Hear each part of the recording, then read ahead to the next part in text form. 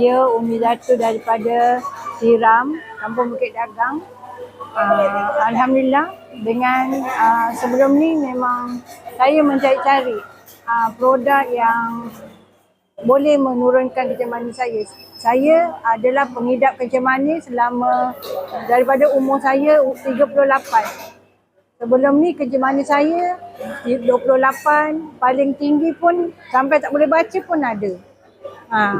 Lepas pada bulan 10, hujung bulan 10, kaki saya dipotong. Masa tu memang kencing manis saya memang tengah tinggi.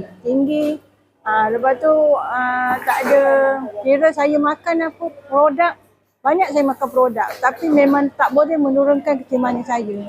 Tapi Alhamdulillah pada masa saya kena potong kaki tu, kakak saya bagi Nutrika ni. Tapi masa tu saya tak ada keyakinan nak makan. Saya simpan selama 2 minggu produk ni.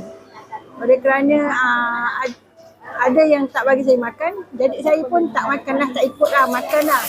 Jadi lepas 2 minggu saya fikir, saya kalau saya tak sihat, siapa yang nak jaga saya? Kalau tak diri saya jaga. Lepas tu saya ambil keputusan, saya makan produk ni, produk Nutrika ni, Alhamdulillah. Pada masa tu kencing manis saya tengok bacaan gula saya turun. Daripada 28, 25, turun 13. Kadang-kadang bacaan saya boleh dapat 6. Alhamdulillah sekarang memang kata orang saya terus amalkan produk Nutrika. Memang ni terbaik lah. Memang boleh menurunkan kencing manis saya, pankreas saya pun Alhamdulillah. Doktor kata saya punya buah pinggang dah okey. Dah tak ada, dulu saya punya buah pinggang bocor. Alhamdulillah saya amalkan ni, buah pinggang saya memang doktor kata okey. Buah pinggang saya dah okey lah. Saya makan dah 1 bulan 2 kotak ni, dah 5 bulan. Maknanya dah 10 kotak. 10 kotak saya makan. Alhamdulillah, result kencing manis, darah tinggi masih belum okey sangat.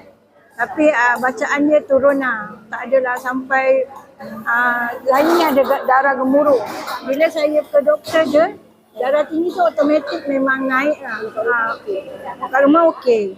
Jadi memang darah tinggi belum lagi stabil. Tapi yang dah stabil, kencing manis dengan buah pinggang. Alhamdulillah. Lepas tu kiranya muka saya pun gelagat dah tak ada. Gelagat, muka pun lagi fresh. Anak buah pun cakap, muka bibik sekarang lebih ceria, dia kata. Daripada dulu nampak kusam, sekarang lebih ceria lah. Alhamdulillah. Sekarang setiap pagi harapan saya amalkan Nutrikopi dengan telur 3 biji. Memang mengenyangkan.